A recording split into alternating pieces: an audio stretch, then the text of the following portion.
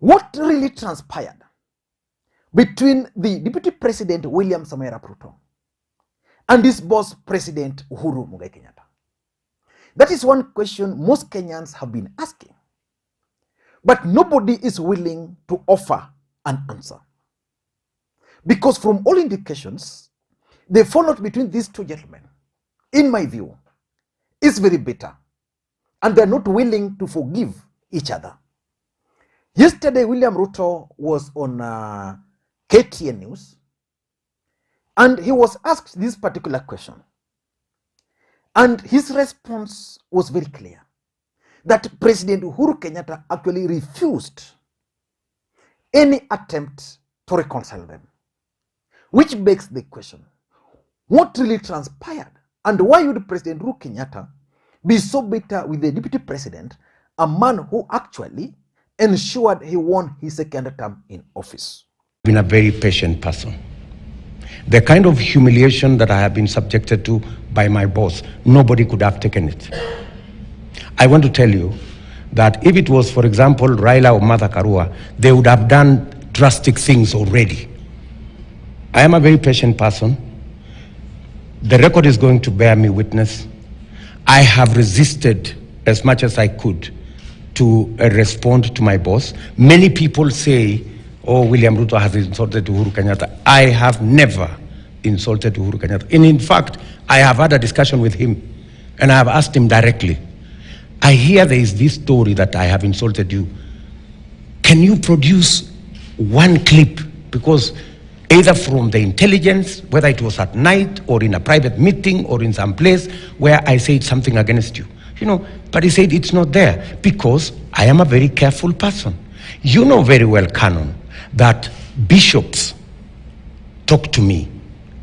Bishops talk to the president.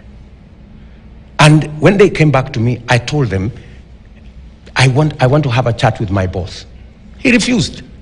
He flatly refused. He refused the bishops for us to have a chat. You know, ask the bishops. Ask the bishop of ACK. This ask the bishop of situation, when people also hear there's those conversations going on about slapping the president. I mean, in this video today, I want us to look at why President Uhuru Kenyatta actually refused to reconcile with his deputy, even after the intervention by the bishops. But before we do all those, in case you're watching this channel for the first time, I want you guys to take a second or two, click the subscribe button, so that next time we produce a video like this, YouTube will automatically notify you. And to the subscribers, I want to continue to thank you guys for your continued support, because without that support, this channel cannot be where it is. Now, I want to be very brief, precise, and to the point. The truth of the matter is that very few Kenyans would have imagined that President Uhuru Kenyatta and his deputy were actually going to fall out before 2022 general election. But unknown to them, these two gentlemen actually fell out in 2015. That was revealed by none other than Kipchumba Murkomen. And after the election, the president looked for Raila Odinga, and he had handshake with him. That handshake actually changed the politics of this country completely. But nobody up to this point is willing to tell us what really transpired between the deputy president and his boss.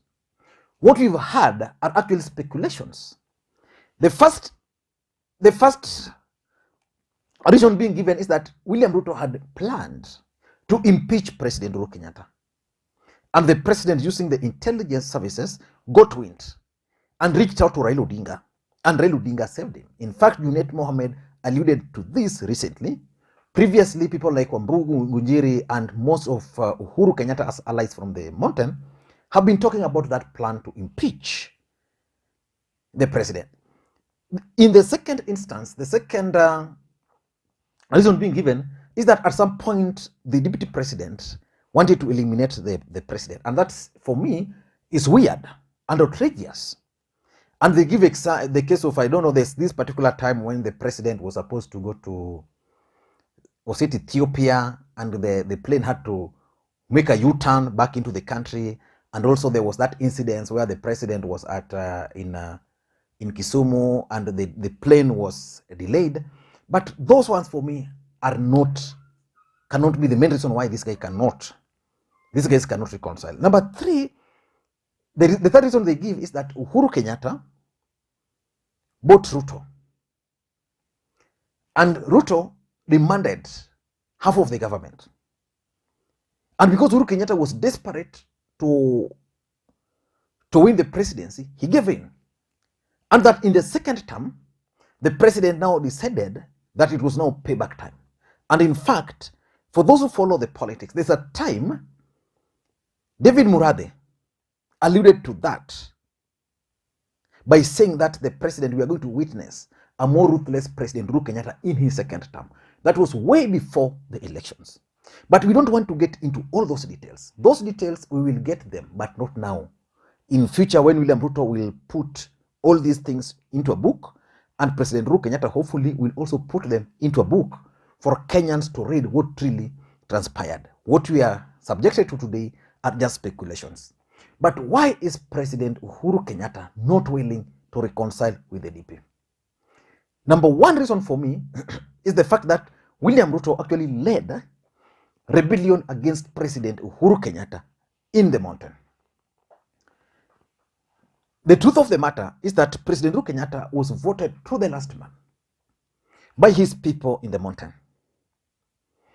And because William Ruto was ambitious, after their first win in 2013, as they were headed for 2017, he started plotting.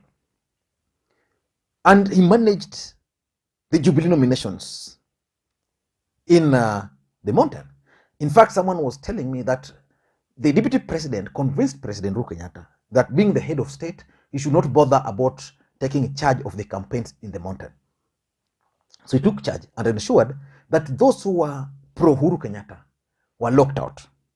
So after the elections, he started leading rebellion against the president. The moment President Uhuru Kenyatta entered into that handshake with Raila Odinga, he started leading rebellion against President Uhuru Kenyatta. The president, according to sources, didn't take that lightly because he felt that the deputy president was now going into his bedroom. He would have been comfortable with the deputy president leading rebellion against him, but not in his bedroom. And he did nothing.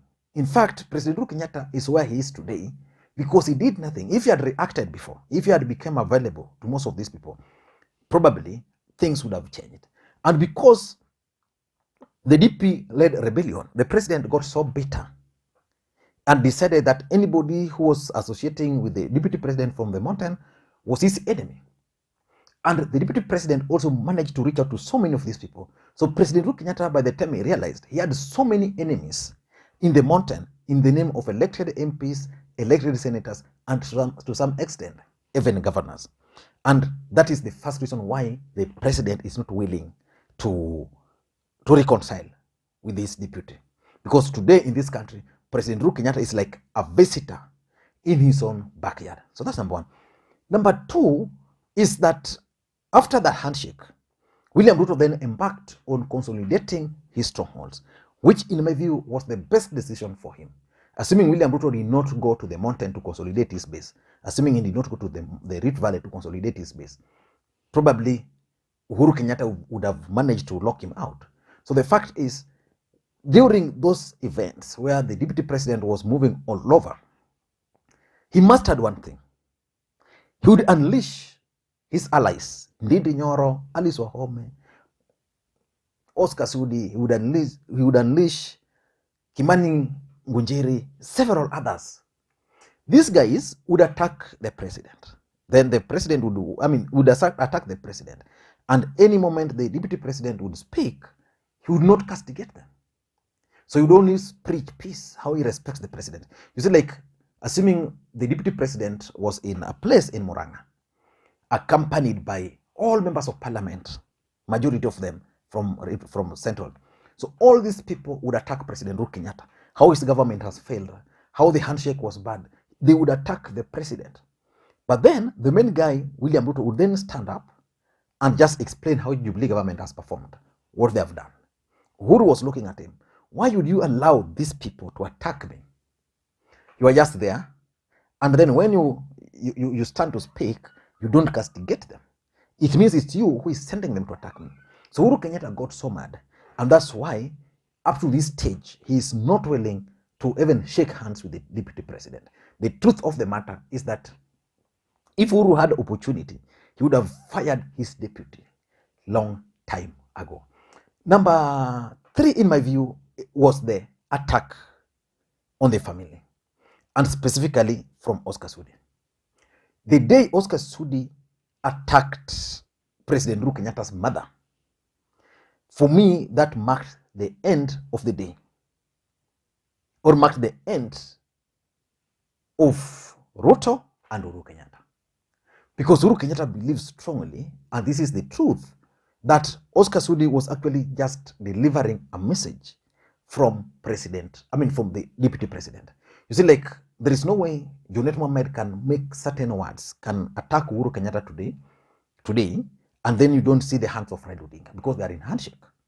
So, that attack, Uhuru Kenyatta took it personal. He was like, okay, you can attack me. And in fact, Uhuru Kenyatta even responded to those attacks by Oscar Sudi. But that marked the end. So from that moment, I think Uhuru Kenyatta agreed or decided that I don't want anything to do with a gentleman called William Samuel Ruto. Mimi nataka nikuambie direct Uhuru Kenyatta, hii Kenya sio ya kwa Kenyatta. Hii Kenya sio ya Mama Ngina huyo. Hii Kenya sio ya Moho Kenyatta. Na kama unafikiria kwenu baba yako ama mama yako ako na matiti kushinda ya matiti ya mama yangu, ama unafikiria baba yako alisaa ama alikusaa na Moho kushinda vile baba yangu alisaa, and I want to dare you Uhuru Kenyatta. Wewe wachana na William Ruto. Wachana na Number 4, in my view, is sabotage, insubordination. Uhuru Kenyatta felt that William Ruto was actually sabotaging his government, that he was insubordinating him. And the question is how? William Ruto would go to a place, talk bad about President Uhuru Kenyatta, talk bad about Jubilee government, how the Jubilee government has failed. But for any success, he would credit it to himself. Take the case of SGR, for example. When the deputy president is in the coastal region, then the SGR was a bad project. When he's in Naivasha, it is a good project. Then where do you place President Uhuru Kenyatta? If he goes to coast, it means he will have to address the issue of the port. Yesterday, the deputy president was actually hard pressed to try and explain to Kenyans why double speak. He explained that it's about the port operations. The moment you terminated the port in Nairobi and you terminated it in Nakuru, in Naivasha, definitely the operations of the ports were going to change. Because the thing is, all this cargo dock at the port first, then they are transported. So the moment William Ruto accepted to be part of SGR, that was the moment he should have accepted to take responsibility and explain to Kenyans.